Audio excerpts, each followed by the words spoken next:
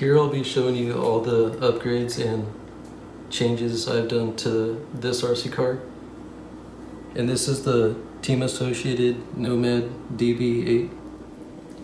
One thing I added on here is a wing on the back here. So this wing right here is from the RC8 B3. And I was able to put this on with the wing mounts, which is under the wing. These mounts are from the RC8.2. So they fit on this pretty easy since it uses the same parts as the RC8.2. Another thing I added on here was those skid plates on the front and back. I wanted to get two like this back one, but I was only able to find one. So that's why I have one looking like this and then another one that looks different.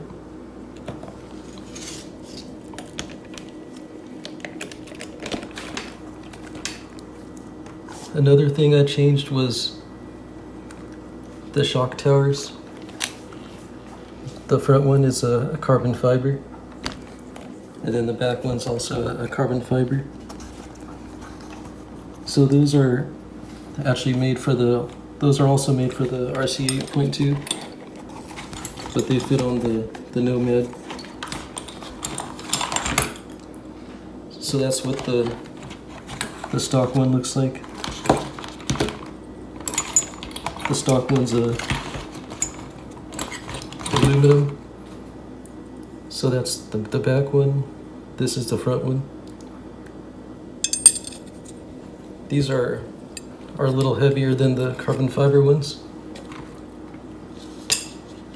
Another piece I changed was the A-arm mounts. I don't know if you could see it in there, but it's just the blue piece that goes across, and then there's one on the inside, and then there's the same thing with the back. The back one's kind of easy to see on the inside.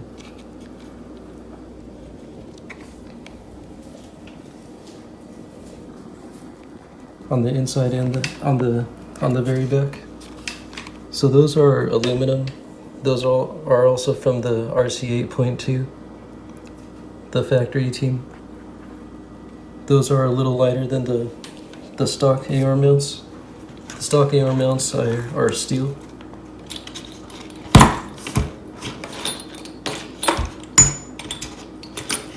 And the stock AR mounts, they don't have they're not as adjustable. The blue ones you can put different plastic inserts in there, and then you can adjust the angle of the A-arms. So that's how the steel ones look.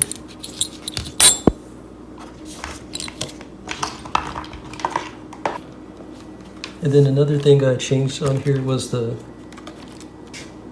hinge pins. It has the gold ones.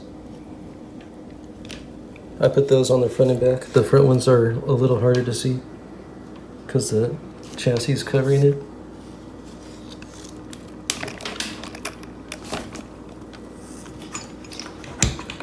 So the stock hinge pins, they just look like this.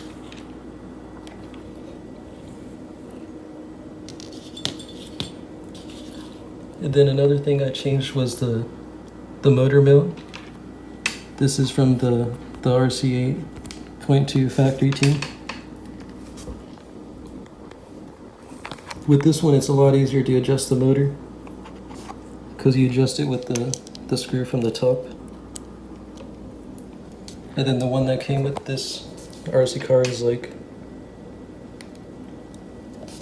that. So in order to adjust the motor on that, you would have to put the wrench in from the front.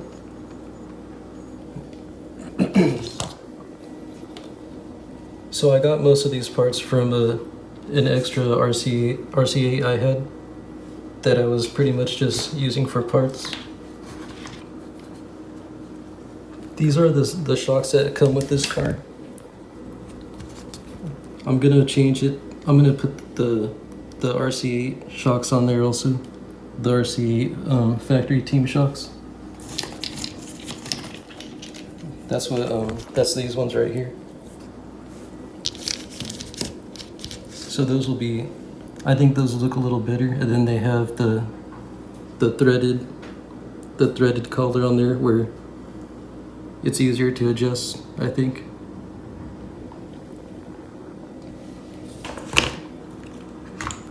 This is a bigger speed control than what comes with this car. This speed control is able to use up to a 8-cell LiPo, and the stock one can only use up to a 4-cell. So this is the stock one that comes with it. You can see the size difference.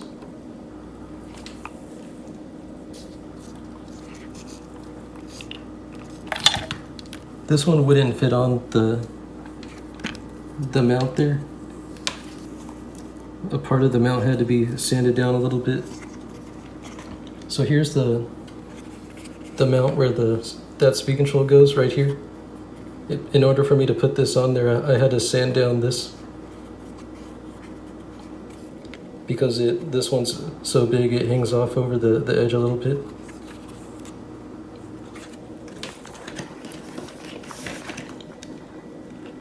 I also changed the servo right here. This servo has more torque. It has 20 kg. This is the stock one. This one has 15. So this servo should be a little bit stronger with the steering. And this motor is much bigger than the stock one also. That's a TP power motor, and it could use up to an 8-cell also. And then this is the stock motor that came with it.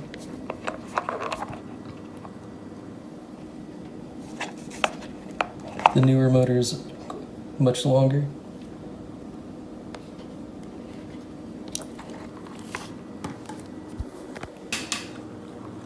So far with this setup right here, the new motor and these two batteries in here, the suspension's way too soft. So once I put these new shocks on there, I'm gonna put stiffer springs and thicker oil in the shocks. And I did change the oil in the front, center, and back diff.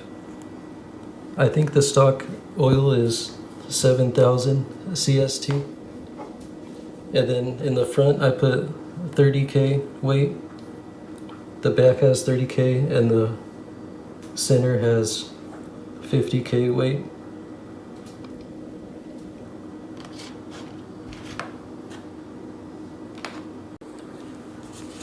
When I put these shocks on here from the RC 8.2, I'm going to use the springs from the RC8 B3.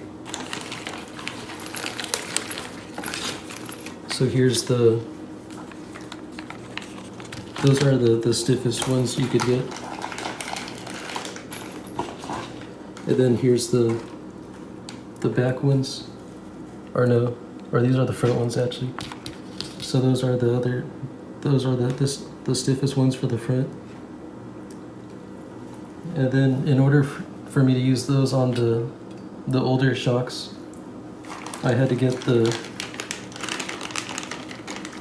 lower spring cups, which are for the RC8 B3.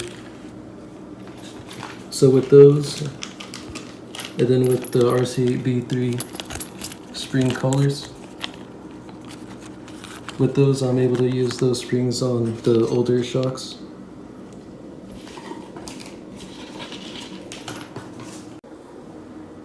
This is the stock pinning gear that came with this car. I think it's a 15 tooth.